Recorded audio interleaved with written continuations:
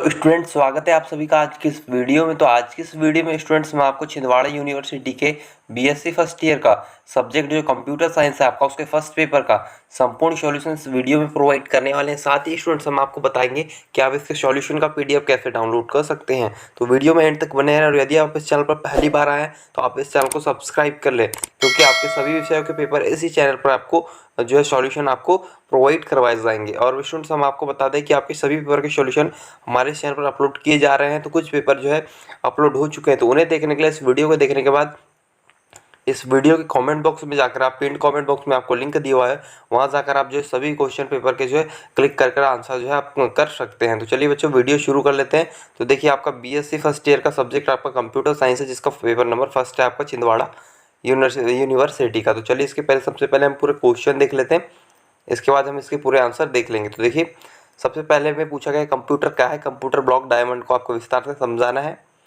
इसके अंत में आपको देखिए निम्नांकित पर आपको टिप्पणी लिखना है, विंडोज एक्सप्लोर और आपका कंट्रोल पैनल।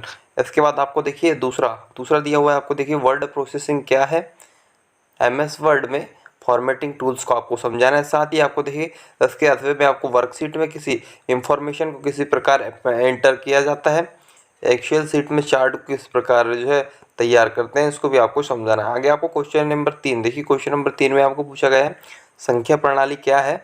दशमलव, बाइनरी, ऑक्टल और हेक्साडेसिमल संख्या प्रणाली की व्याख्या आपको करनी है। साथ ही देखिए इसके अथवे में आपको लॉजिक गेट क्या है, नैंड, नॉर और एक्सओर और एक्स नॉर गेट को आपको समझाना है।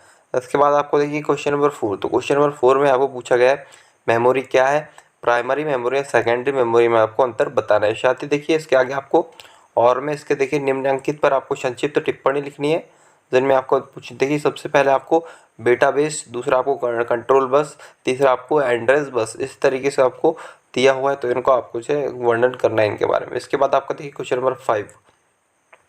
तो क्वेश्चन नंबर 5 में आपको सीपीयू के जनरल आर्किटेक्चर का चित्र बनाकर आपको विस्तार पूर्वक इसका समझाने को कहा गया था। साथ ही इसके अथवे में आपको स्क्रीन और सर देखिए ऐसी क्रोनस डाटा ट्रांसफ़र क्या है विस्तार पूर्वक आपको समझाना है। इसके आगे देख लेते हैं।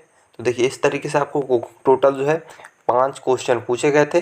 अभी उनके आंसर चलिए हम देख लेते हैं। तो देखिए क्वेश्चन नंबर 1 का आंसर देखिए आपको कंप्यूटर पूछा गया था। जी हाँ, क्वेश्चन नंबर 1 में कंप्यूटर क्या है, कंप्यूटर के बारे में आपको लिखना था क्वेश्चन नंबर 1 में। तो देखिए क्वेश्चन नंबर 1 का आंसर स्टूडेंट्स आपका कुछ इस तरीके से हो जाएगा। देखिए आपको लिखना है कंप्यूटर अन्य हिंदी भाषा नाम अभिकल्पित संगणक, जी हाँ अभिकलक, परिकलक वस्तु। जी हाँ जो कंप्यूटर के जो हिंदी नाम इस तरीके से हैं आपके 4। आगे लिखना वस्तुतः एक अभिकलंत्र यंत्र यानी प्रोग्रामेबल मशीन है, जो दिए गए गणित तथा तार्किक संक्रियाओं को क्रम से स्वचालित रूप से करने में सक्षम है। इसे अंकगणित, तार्किक क्रियाओं व अन्य विभिन्न प्रकार की गणनाओं को सटीकता से पूर्ण करने के लिए योजनाबद्ध तरीके से निर्देशित किया जा सकता है। इस निर्देशन को ही कंप्यूटर प्रोग्रामिंग कहते हैं। संगणक कंप्यूटर प्रोग्रामिंग भाषा की मदद से उपयोगकर्ताओं के निर्देशों को समझा जा सकता है, समझता है। जी हाँ, इस तरीके से लिखना है आपको। आगे आपको लिखना है देखिए आधुनिक संगणक। जी हाँ, अभी जो फिलहाल में जो है इस तरीके संगणक जैसे कि लैपटॉप, इस तरीके की मशीन आपकी, और ये देखिए आपके अलग अलग तरीके से आपको जो है आपको कंप्यूटर के से प्रकार आपको देखने को मिल जाते हैं। तो इस तरीके से आपको उनको देख के समझ लेना है, आपको इसको बनाना नहीं है इस चित्र को। आगे आपको लिखना है देखिए कंप्यूटर का ब्लॉक डायग्राम आपको पूछा गया था। देखिए कुछ इस तरीके से आपको देखिए लिखना है कंप्यूटर का ब्लॉक डायग्राम। कंप्यूटर एक ऐसा सिस्टम है जो अलग अलग फॉर्मेट प्रारूप में इंफॉर्मेशन को यूज़र से प्राप्त कर सकता है, जैसे कि टेक्स्ट, ग्राफिक्स, साउंड, वीडियो आदि। इन सभी प्रकार की इंफॉर्मेशन को कंप्यूटर में सबसे पहले स्टोर किए गए प्रोग्राम्स में के माध्यम से प्रोसेस किया जाता है। आगे लिखना कंप्यूटर में बहुत से प्रोग्राम स्टोर रखे जा सकते हैं, जिन्हें आवश्यकता के अनुसार एक से अधिक बार उपयोग में लाया जा सकता है।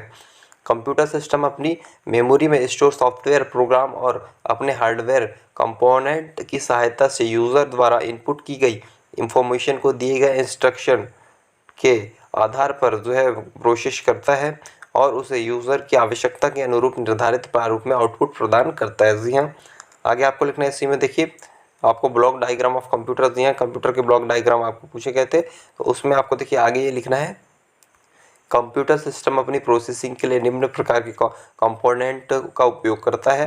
पहले में आपको लिखना है देखिए इनपुट स्टूडेंट्स, दूसरा आपका आउटपुट हो जाएगा, तीसरा सीपीयू, चौथा आपका मेमोरीज है। इसके बाद स्टूडेंट्स आपको कुछ इस तरीके से इसके पॉइंट लिख लेने हैं। देखिए कुछ इस तरीके से आपको लिखना है। देखिए इसमें लिखना है कंप्यूटर के उपरोक्त सभी कंपोनेंट एक दूसरे से वायर्स के माध्यम से कनेक्ट होते हैं। दूसरा आपको लिखना है वायर्स के समूह को बस कहा जाता है। जी हाँ, BUS बस। तीसरा लिखना है जो इलेक्ट्रॉनिक सिग्नल को ट्रांसफर करने का कार्य करती है। जी हाँ, आगे आपको लिखना है देखिए यह इलेक्ट्रॉनिक सिग्नल डिजिटल पुल्सेस के रूप में कार्य हाई वोल्टेज या लो वोल्टेज के सिद्धांत पर कार्य करते हैं। जी आगे लिखना अगले पॉइंट में डिजिटल पल्सेस के अनुसार हाई वोल्टेज को 1 से और लो वोल्टेज को 0 से प्रदर्शित किया जाता है। जी हाँ, इस तरीके से आपको क्वेश्चन नंबर 1 का आंसर स्टूडेंट्स पूरा यहाँ तक पूरा ये लिख लेना है। इस तरीके से आपका क्वेश्चन नंबर 1 कंप्लीट होता है। चलते हैं अपने नेक्स्ट क्वेश्चन नंबर 2 की तरफ। चलिए क्वेश्चन नंबर 2 देख लेते हैं। तो क्वेश्चन नंबर 2 में आपको पूछा गया था कि स्टूडेंट्स वर्ड प्रोसेसिंग आपको पूछी गई थी क्वेश्चन नंबर 2 में। चलिए इसका पूरा हम आंसर देख लेते हैं। आपको आंसर कुछ इस तरीके से लिखना है।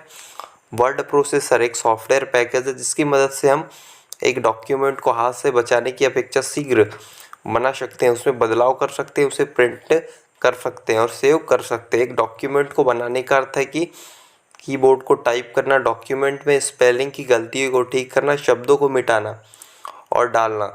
आगे लिखना है आपको वाक्यों या पैराग्राफ को जोड़ना आदि। जी हाँ, आगे लिखना है आपको स्टूडेंट्स, आपको वीडियो को रोकर इसका पूरा आंसर आपको लिख लेना है। इसके बाद आपको लिखना है वर्ड प्रोसेसिंग की निम्नलिखित विशेषताएं हैं।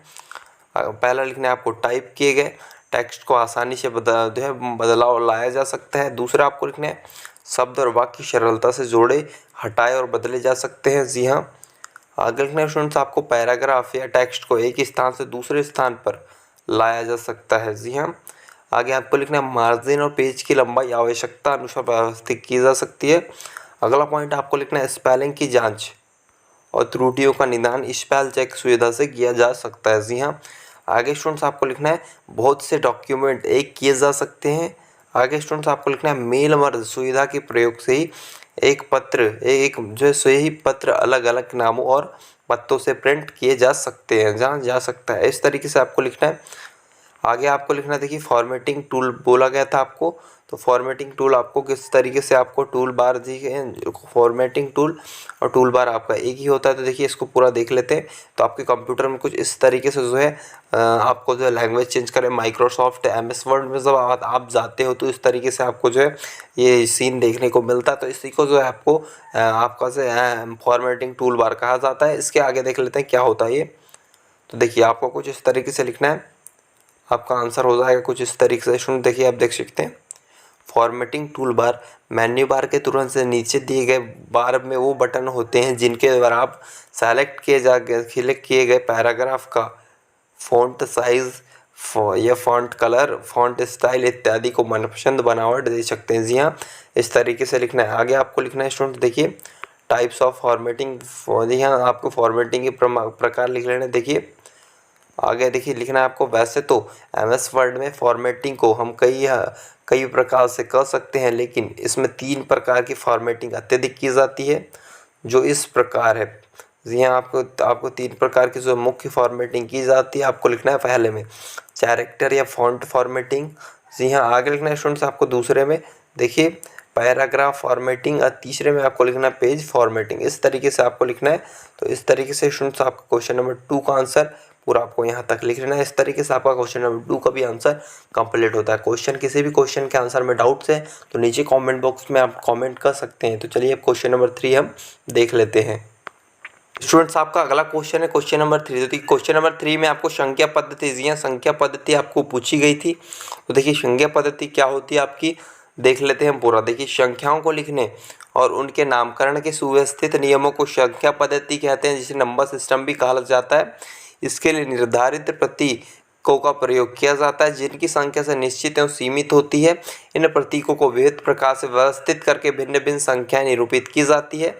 आगे लिखना है स्टूडेंट्स आपको देखिए इसी तरीके से दशमलव पद्धति, द्विधारी संख्या पद्धति, अष्टधारी संख्या पद्धति, षोडशाधारी संख्या पद्धति आदि को जिसकी प्रमुख प्रचलित जो है संख्या पद्धति है। जी हाँ, तो इसके संख्या प्रणाली के प्रकार आपको लिखने देखिए इस तरीके से आपको आगे इसका लिखना है। देखिए लिखना है आपको संख्या प्रणाली के प्रकार, हेडिंग डालना है आपको और उसके नीचे आपको लिखना है देखिए कुछ इस तरीके से, गणित में विभिन्न प्रकार की संख्या प्रणाली है, देखिए 4 सबसे आम संख्या प्रणाली है। जी हाँ, इस तरीके से लिखना है। आगे आपको लिखना है देखिए जो 4 आपकी इस तरीके से हो जाएगी।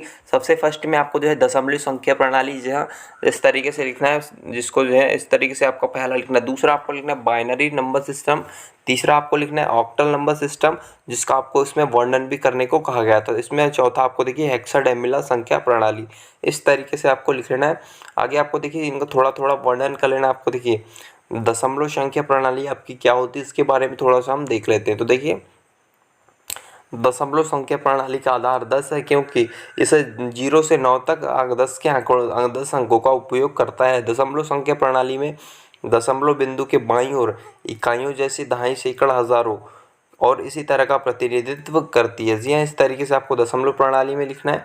आगे स्टूडेंट्स आपको देखिए बाइनरी नंबर सिस्टम आपका, जी हाँ इस तरीके से लिखना है आपको। देखिए आगे लिखना है आपको बाइनरी नंबर सिस्टम में थोड़ा सा वर्णन करना है। आधार 2 नंबर सिस्टम को बाइनरी नंबर सिस्टम के रूप से जाना जाता है। इसमें केवल 2 बाइनरी अंक मौजूद होते हैं, अर्थात 0 और 1। आगे लिखना है आपको विशेष रूप से सामान्य बेस 2 का मूलांक होता है। जी हाँ, आगे लिखना है स्टूडेंट्स आपको देखिए इस प्रणाली के तहत वर्णित को बाइनरी के रूप में जाना जाता है संख्याएं जो 0 और 1 का संयोजन करती है, ऐसा लिख लेना आपको। आगे देखिए आपका ऑक्टल नंबर सिस्टम तीसरा था, तो इसके लिए बारे में भी आपको थोड़ा सा वर्णन कर लेना है। तो देखिए नंबर आपको कुछ इस तरीके से लिखना है। ऑक्टल संख्या प्रणाली में आधार 8 और यह संख्याओं का प्रतिनिधित्व करने के लिए 0 से 7 तक का संख्याओं का उपयोग करता है। आमतौर पर कंप्यूटर अनुप्रयोगों में अंक अष्टक संख्या का उपयोग किया जाता है। यहाँ आपके जो कंप्यूटर सिस्टम में अष्टक संख्या प्रणाली का उपयोग किया जाता है। आगे लिखना है दशमलव में से एक ऑक्टल संख्या को परिवर्तित करना दशमलव रूपांतरण के समान है। और एक उदाहरण के उपयोग के नीचे जो है आपको इस तरीके से आपको यहाँ तक पूरा समान है, इस तरीके से आपको लिख लेना है यहाँ तक। आगे देख लेते हैं आपको तो हेक्साडेसिमल नंबर सिस्टम है आपका। हेक्साडेसिमल नंबर सिस्टम देखिए आपका लास्ट है, ये देखिए लास्ट पॉइंट। तो इसमें आपको लिखना है हेक्साडेसिमल प्रणाली में संख्याओं को 16 के साथ लिखा या प्रस्तुत किया जाता है। हेक्स प्रणाली में संख्याओं को पहले डेसिमल सिस्टम की तरह ही दर्शाया जाता है, जैसे 0 और 9। फिर संख्याओं को ए से जो है एफ तक वर्णमाला का प्रयोग करके दर्शाया जाता है। जी हाँ, इस तरीके से क्वेश्चन नंबर 3 का आंसर स्टूडेंट्स आप पूरा को यहाँ तक जो है थोड़ा थोड़ा आपको वर्णन करने को कहा गया तो आपको यहाँ तक जो है पूरा लिख लेना है। इसके बाद आपका क्वेश्चन नंबर 3 कंप्लीट होता है। चलते हैं अपने नेक्स्ट क्वेश्चन नंबर 4 की तरफ। तो चलिए क्वेश्चन नंबर 4 हम देख लेते हैं। क्या बात है स्टूडेंट्स आपका क्वेश्चन नंबर 4। देखिए क्वेश्चन नंबर 4 में आपको मेमोरी क्या है पूछा गया था। जी हाँ, मेमोरी आपको पूछा गया था क्या है। तो देखिए मेमोरी को आपको इस तरीके से लिखना है क्वेश्चन नंबर 4 का आंसर। मेमोरी कंप्यूटर का बुनियादी घटक है। यह कंप्यूटर का आंतरिक भंडारण क्षेत्र है। केंद्रीय प्रोसेसिंग इकाई सीपीयू को प्रोसेस करने के लिए इनपुट डाटा एवं निर्देश चाहिए जो कि मेमोरी में संग्रहित रहता है। जी हाँ, आगे आपको लिखना है मेमोरी में ही संग्रहित तत्व का निर्देश प्रोसेस होता है तथा आउटपुट प्राप्त होता है, अतः मेमोरी कंप्यूटर का एक आवश्यक अंग है। जी हाँ, आगे आपको लिखना है मेमोरी बहुत सारे सेल से बंटे होते हैं जिन्हें लोकेशन कहते हैं। हर लोकेशन का एक अलग लेवल होता है जिसे एड्रेस कहते हैं। जी हाँ, अब कुछ इस तरीके से देखिए आपकी मेमोरी, आपका क्षेत्र, आपकी मेमोरी कुछ इस तरीके से आपको दिखाई देती है। तो इस तरीके से आपको इनको समझ लेना है, आपको इसको उतारना नहीं है।